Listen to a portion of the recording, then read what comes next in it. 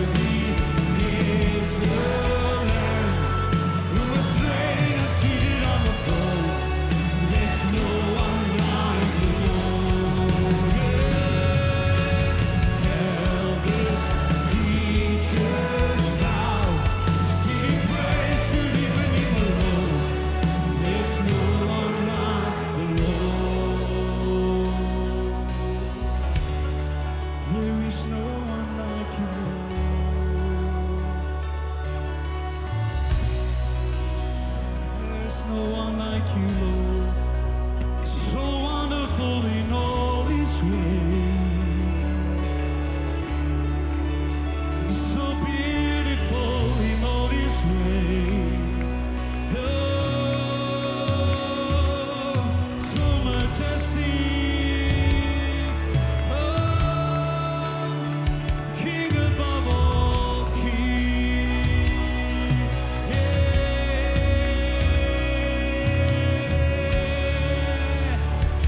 Yes, we cry, holy, holy is the Lord. Worthy, worthy, worthy. Come on, exalt His name. Oh, You are worthy, Lord. Oh, we crown You King of glory. We crown You King of glory. We crown You King of glory. We crown You Lord of all. We crown You, You are worthy. We crown You, You are worthy. We crown You, You are worthy. Now I want to speak to you about words in season. Often we receive prophetic words, and those prophetic words comes through your devotion time with God, reading the Bible, listening to the word, the sermons being preached, or a personal prophecy. That's all prophecy that you're receiving. And you might think, well, that's for the year 2024. And now you get to the end of the year and you haven't seen it come into fulfillment. And now you're thinking, well, God, you've got 2 weeks to make this happen. But God's calendar is different. When God speaks, He speaks in seasons. So there might be words that you received in 2020, 2024, and even though we are in 2025, those words are still active. God can still do it. It's been released over your life. Now, prophecy is not the past or the present. Prophecy is the future. Word of knowledge is the past, word of wisdom is the present, and prophecy is the future. So when you receive a prophetic word, it doesn't speak of now. It talks of what is about to happen in the next 5 years of your life to 10 years of your life, where you're moving into. That is prophecy. And so at times, you'll receive prophetic words that will make absolutely no sense.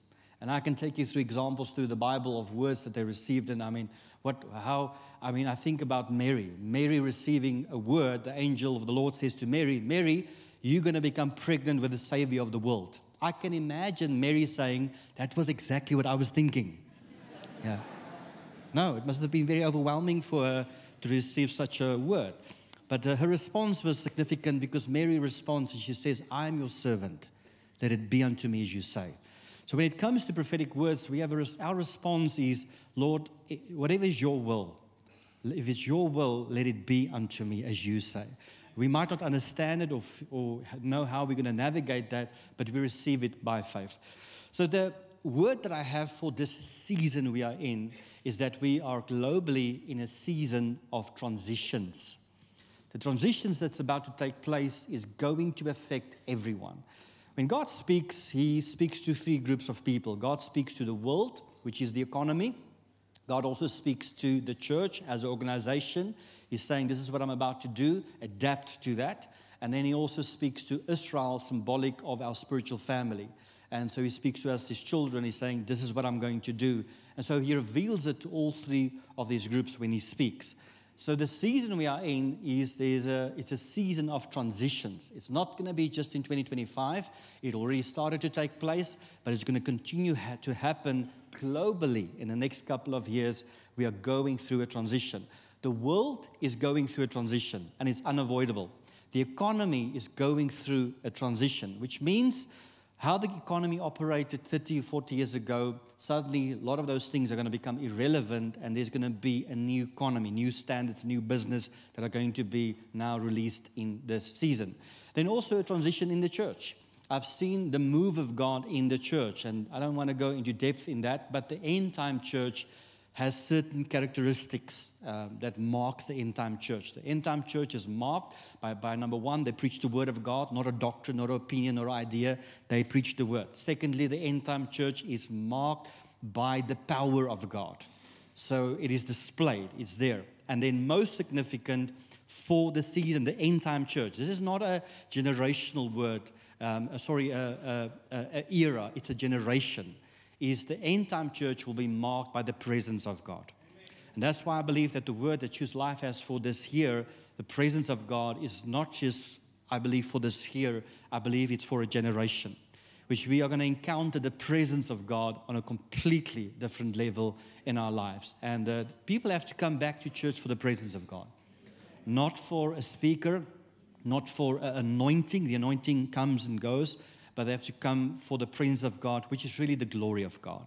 It's the person, the manifested presence of the person. So it's marked by that. And I want to salute Choose Life. I go to hundreds of churches every year, and I want to salute Choose Life for hosting the presence of God. When you come into this place, the presence of God is here. It's not just something that's celebrated for 5 minutes. The presence of God is predominantly over the meeting. It's about the presence of God. It's not, yes, there's a program, but it's the presence of God that's the focal point here. And that's a sign of a marking of the end time church. It's not around a person or individual. It's people who are coming to church for God. So in the book of Ecclesiastes chapter 3, verse 1 to 8, I'm just going to read verse 1. It says, there's a time for everything and a season for every activity under the heavens. There's a time and a season for everything. Now, there's people in the scripture, when the Lord spoke to me about the season of transition, I studied right through the scripture every person that went through a transition. I've got a list of all of them, but I want to highlight a couple of them. First of all, I want to highlight Abraham. In Genesis 12, verse 1, Abraham goes through a transition. And God says to Abraham, I want you to take your livestock, your family, and I want you to go. I'm sending you. Genesis 12, verse 1. In 12, verse 2, he gives him a promise. He says, I'm going to bless you. I'm going to make you into a great nation. There's a whole word that comes into fulfillment. But Abraham goes through a transition there. He leaves what is known to him to suddenly step into the unknown. Now, when we look at these people that went through transitions, Abraham, Joseph, Moses, David, Job, Peter, Jesus, they all went through transitions. We know today the end from the beginning, but they didn't. They went into that season only with the word of God. God spoke to them, and by faith they responded. We know everything is going to work out great for them, but they didn't know that when they responded to that. So imagine Joseph. I mean, he's his father's favorite, and now he goes through this transition where he's stripped of everything. And this is what I want you to hear today, that transitions can be the most rewarding time in your life, but it's also some of the most difficult times. Because you can be stripped of which seems your calling, your identity, the favor that's upon your life. Suddenly, those things are being taken from you as you go through that transition. But in Joseph's life, he gets a new calling, and he has a dream, and God speaks to him. But in that moment, it seems he's losing everything through this transition as he goes through that.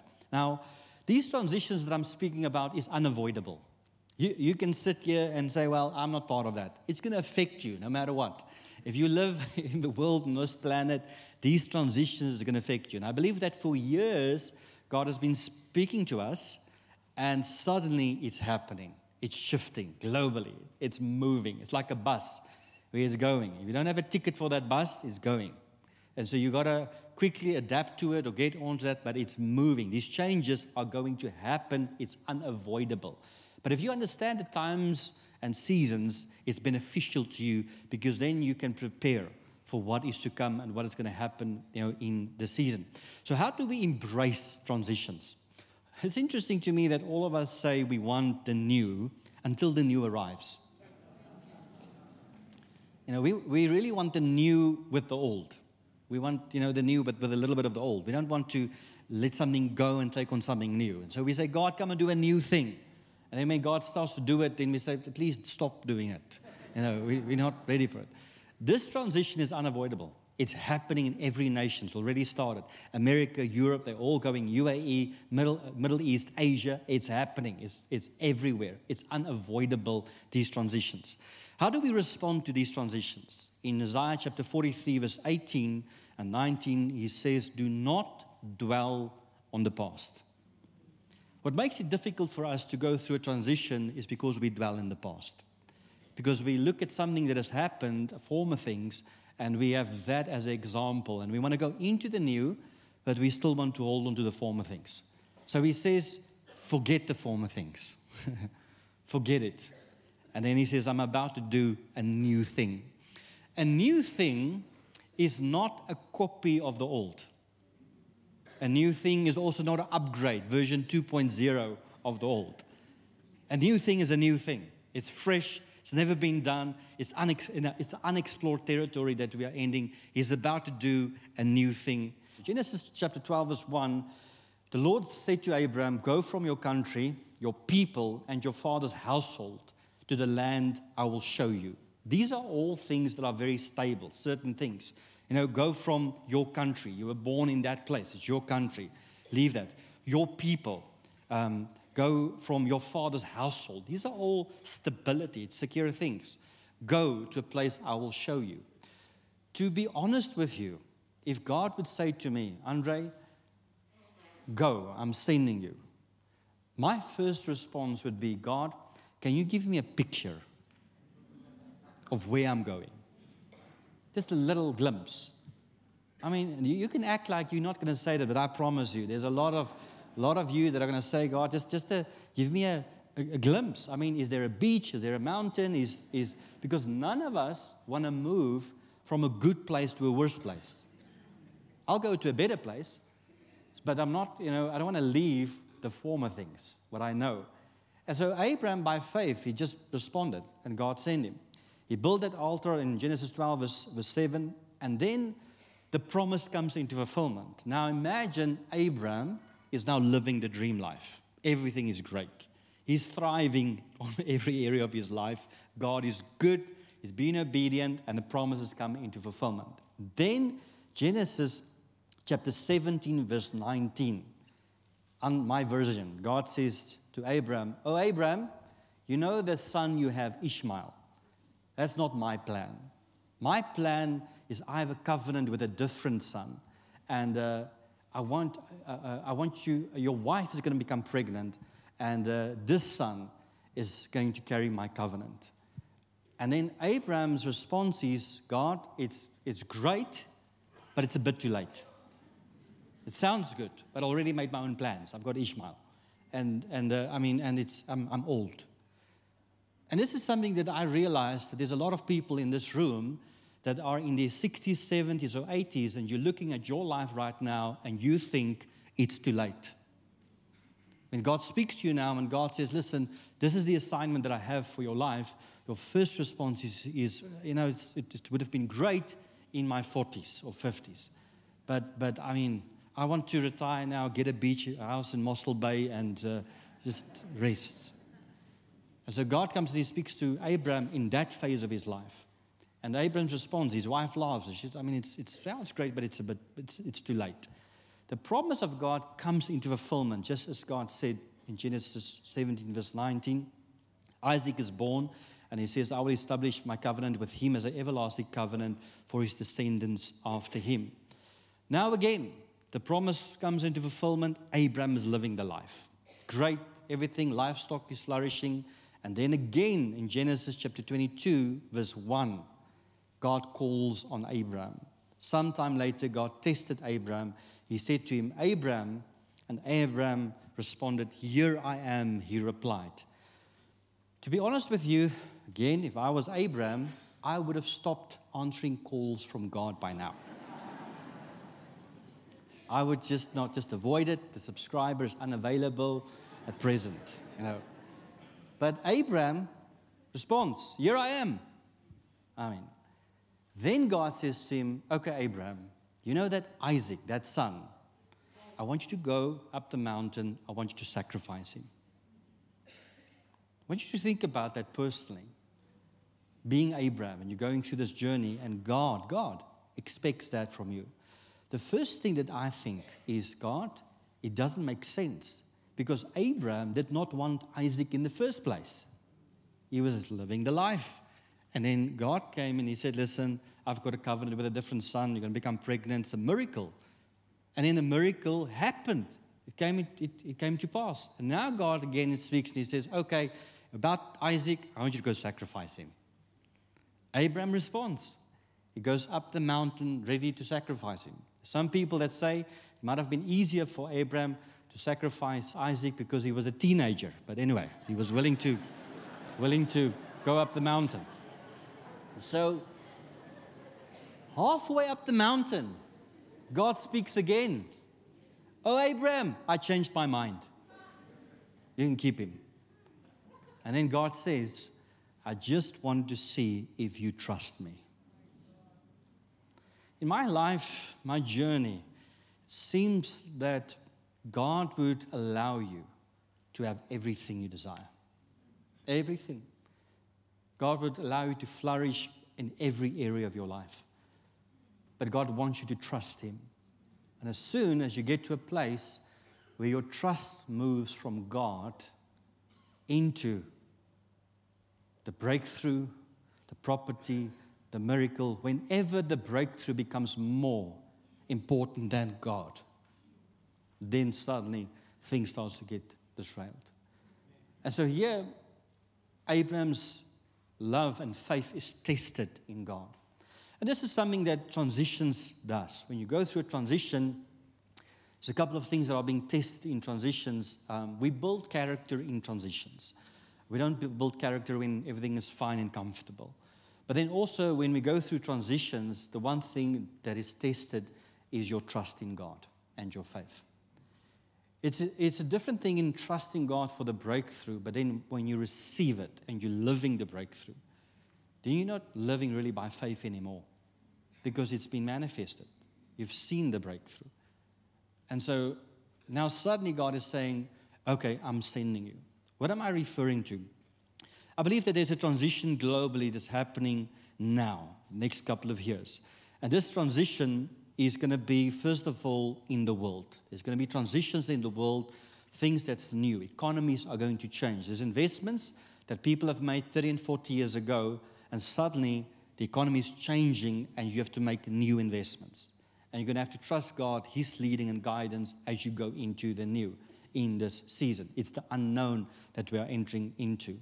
Then I see transitions that are happening in families. The transitions that are happening in families is sons are becoming fathers. Daughters are becoming mothers in this season. Now, it doesn't mean because you have children that you're a father or a mother. There's still people that have children, but they still act like teenagers. So I'm referring to you are stepping into a capacity, a place where you are becoming a father in this season. You're taking that responsibility, getting that boldness, and same thing with motherhood. You're stepping in that place and you're really becoming a mother in the season. Then there's transitions where parents are becoming grandparents in the season. And it's changing. And suddenly, as a grandparent, as you go through this transition, you learn to simplify life. You learn to prioritize. Things that was important, early in your life is not important anymore because now you learn to value time, you value relationships. You also go into a time of intergenerational relationships where as a grandparent, you can have a relationship with your son and daughter, but also with your grandchildren, both aspects. Then also, you go into a space of unconditional love. You have a love for your grandchildren that is just, I've looked at my parents or, my father, stuff that he would do for my children. I never had any of that. He would do anything for him. We've learned now in our household to pray in the name of our children when we want to get it done because it seems like they get everything. So there's an unconditional love. And then also when it comes to grandchildren is suddenly you can love them but without parenting them. You just get as soon as you get tired, you give them back and you go on. So it's transitions that we're going into. Companies are going into transitions. And there's new business, new opportunities. New partnerships that are going to form in this season. Now, we cannot build new partnerships on old altars. Suddenly, there's new things that are being established in this season when it comes to business as well and families in the time frame where we are. Now, I honor those altars. I honor what God has done. But He says, forget the former things. I'm about to do a new thing. And when I study the life of Abraham, I find that Abraham had a grandson called Joseph. And Joseph it's not exactly on the same spot, but Joseph, his grandson, also built an altar almost exactly in the same vicinity where Abraham built the altar. So every generation needs their own encounters.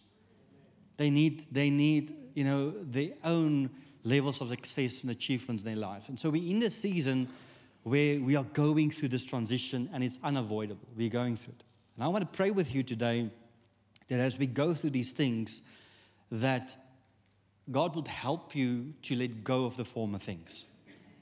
Because He's doing a new thing. And what I saw in the Spirit, I saw people that are chained down because of former things. The thing with the former things is they were built at the highest level of success.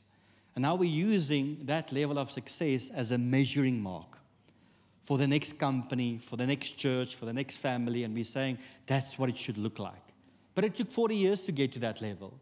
And now you're entering the new, and you got a journey with God, and you have to build your own altar. You have to get your own level of success and breakthrough in your life, but you can't look at those former things because He's about to do a new thing in your life.